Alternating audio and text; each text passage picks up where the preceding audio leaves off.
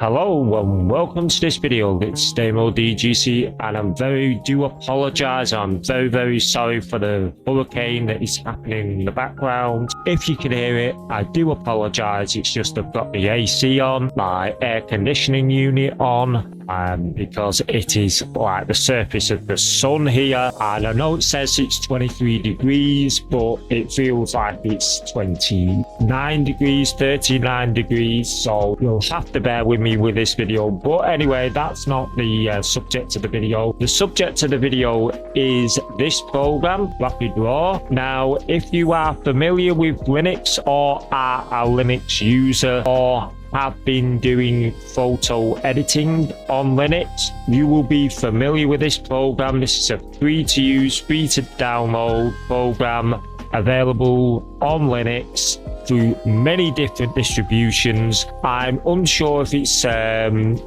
available on other operating systems, but the links will be in the description below for the website, for the Flatpak link, and for any other links that may be relevant to this piece of software. But anyway, let's get into this. So RapidRaw, as I said, is a photo editing program where you can store, edit and export your many collections of pictures, of photos, of anything that you take on your digital SLR, compact flash, digital camera, phone, whatever you're using. Now, I have tried other editing programs before, like RawTree, GIMP, but this is the only one that I've seemed to get any use out of. Now, it is built on the alternative sort of genre of Lightroom. Now, if anyone has used Lightroom before, that's Adobe Lightroom. I have vast experience of Adobe Lightroom Classic, and also a little bit of experience with the modern version, but I used to use Adobe Lightroom Classic on my PC, on this exact PC, but since I've switched to Fedora Linux, if you weren't familiar with that, that's what this system looks a bit different. I have changed it from the standard Fedora Linux. I'm running a bit of extensions, bit of customizations, should I say, for this Fedora Linux. But again, that's not the subject of the video. So yeah, so RapidRaw is a Adobe Lightroom alternative for Linux. So let's get into this. So as you can see, we have two options. We can either continue with the last session or import a folder. So just for brevity, let's just import a folder. So we can go to import, then we need to go to photos. Then you can see a vast selection of my photos. So let's go to, let's go to Camera Candy. It's a very old album that I did, and I think this is on the Nikon D50 that I did, or it might have been the D7000, if you can get me words out correctly. Oh no, it's the D8. Oh, way off. Yeah, still got that camera, by the way. I think somewhere. I think it's in one of my boxes. That's not a euphemism. It is in one of my plastic boxes. Right, so this is where you can actually edit an image. So as you can see here, I've got some of my very artistic images, not very highly shot, but equally artistic. I think I might have shot these, well, the JPEGs anyway. I can't remember what I shot them off. So let's just see. I think it might have been my phone. Yeah, Samsung. It was the phone. So as you can see, make Samsung model SMA515F. So that is the phone that I shot it on, which was quite a while ago. I haven't got the A5 anymore. And that was shot at... what megapixel was it? Doesn't say, or I can't believe and see it. Oh yeah, sorry, there it is, 7.2 megapixels. So as you can see, you can actually see all the relevant information. You can see where, what it was shot on. You can see when it was shot.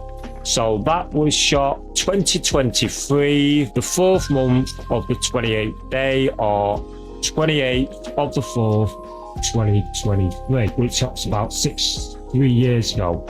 No, I said 6 years ago, 3 years ago. So just to edit this picture, you need to go on to adjust. Now, I'm very, very sorry if it starts flickering in the video, because I did try and do this last time. It didn't quite like it. So I'm gonna really run through this a little bit. So I'm very, very sorry if I have to put the editing video, the editing part out, or if I have to quick run through it.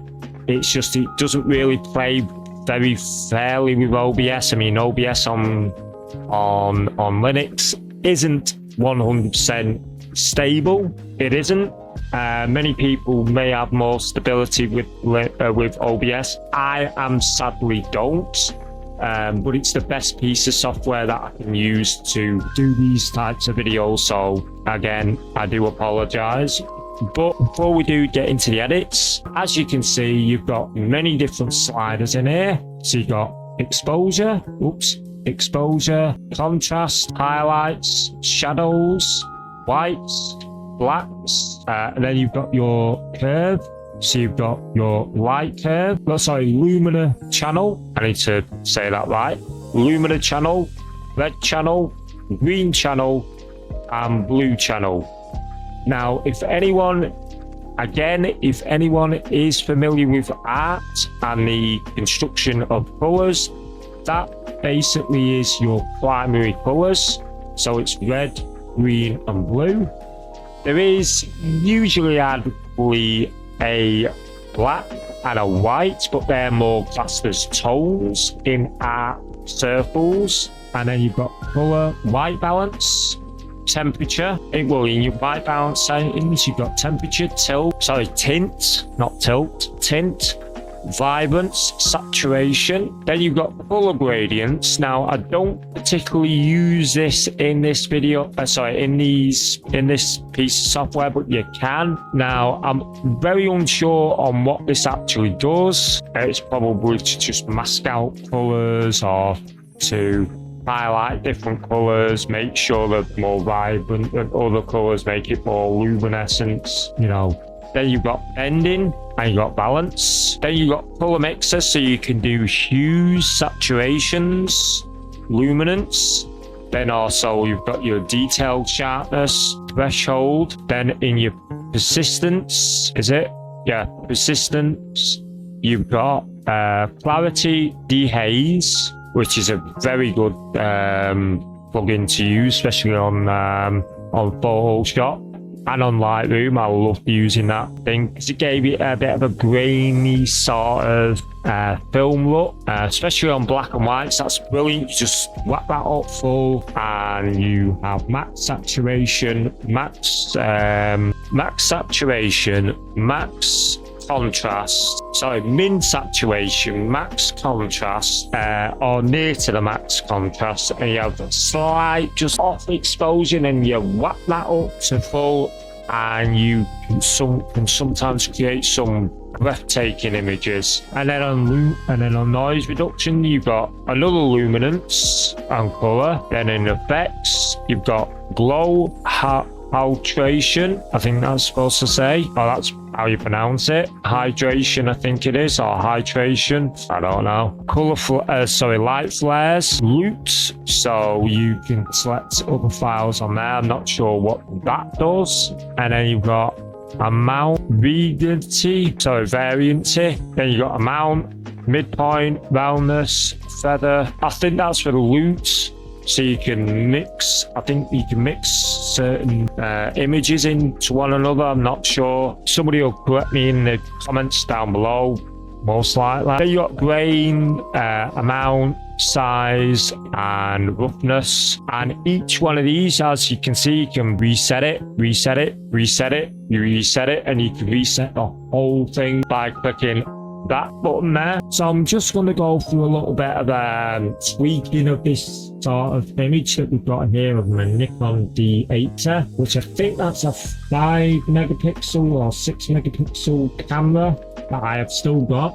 I don't think I've got the battery for it, but I have still got it. I've got a D40, a D50, a D8. I don't know why I said it's D60. It's a D8. Then I've got a D7000 and a Nikon FC. So I've got plenty of cameras. Plus, I've got a Canon. I can't remember what model number it is, but I've also got Canon, and I've got a couple of film cameras as well. And that's 35mm cameras. So I've got plenty of cameras to go around. As you can see here, I have quickly edited this into a black and white image, and those are the exposure settings, or the basic settings that I've used. I've also went with AGX, which is film light tone mapping, which gives it a more of a film feeling to the image. But what you can do now is you can export it. So as you see here, you've got many different formats. You've got JPEG, MPEG, TIFF, WebP, JPEG XL, AVIF, Cube Loot. Now these AFIV and Cube Loot, I have no idea what them formats are, but the rest are most likely self-explanatory. You will run anybody on the internet for the last 30 years, I'd say 20-30 years, would have instantly running with JPEGs, then MPEGs, a bit of TIFF sometimes, but now WebP is being developed or being launched through various different websites. Now WebP I have most likely come in confronting when I've been trying to take images for inspiration, let's just say, of certain websites, certain catalogs, certain like social media places or other places like that, mainly of my own social media things. You've got the WebMP format there, so you could actually put a entire catalog of WebMP. I don't know what the difference is. I don't know if the format's different. Let's just say, oh, it's more compressed. So it's a more compressed image form. So as you can see here, also should mention is when you click on a format, so that's JPEG, estimated size at 3.2 megabytes. Then you've got MPEG, estimated size at 10.7 megabytes. TIFF is 41.2 megabytes, so it's more like a lossless. TIFF is a lot like a lossless format, as I can understand it. It's not compressed, or lightly compressed, should I say. Probably most likely not compressed though, and it's good if you are creating pieces of artwork like you see here and you want to keep the uncompressed file, so you can have a TIFF file on your hard drive for editing purposes, and then you can just export your MPEG, JPEG, or WebP, or let's just say JPEG XL. That's not even, oh, so that's only a slightly bigger, oh no, it's actually smaller, so that's quite compressed, right? Anyway, so as I said, you could save a file on your hard drive as a TIFF file, as a raw TIFF file, like a NEF file, a raw NEF file, and you could use that for editing, probably non-destructive editing, or whatever you want to do with that TIFF file. Then you can export or probably publish, I'd say, your JPEG XL or JPG format. Now let's just see what the AF, right, so that's even more compressed, but I don't know what program uses that. That's even slightly a bit compressed, but I usually just save it in JPEG or MPEG, but let's just save it in JPEG.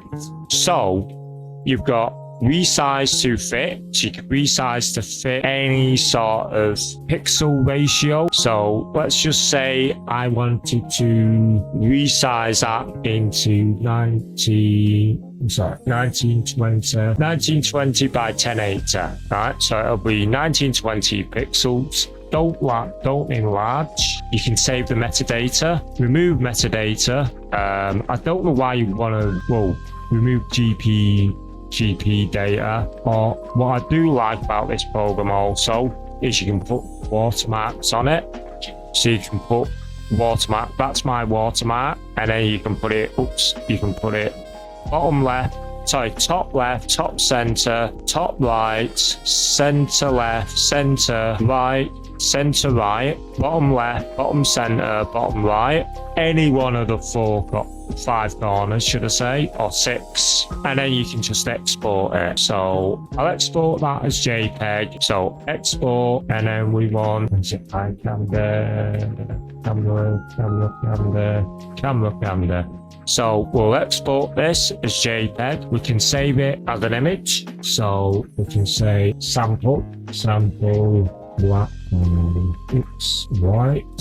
Now that's just going back to me Windows 98 days when I used to always save files like that, and I've just carried it on through the XP days, through the Windows 2000 days, through the Windows Vista days, Windows 7, Windows 10, and Windows 11, and now through my Fedora Linux sort of look out of it. But it's the way that I usually save it. But you can save it as any sort of file name you want. Or you could just leave it blank and just save it as a default file name. So exporting, right?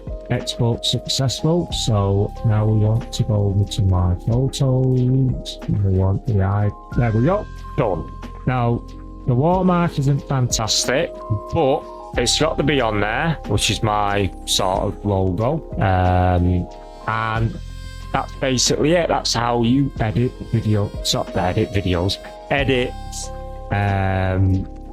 images on RAW, RapidRaw, should I say. And yeah, anyway, thank you for watching, and I hope to see you next time on another video. But for now, I will see you all next time. Bye for now. Bye.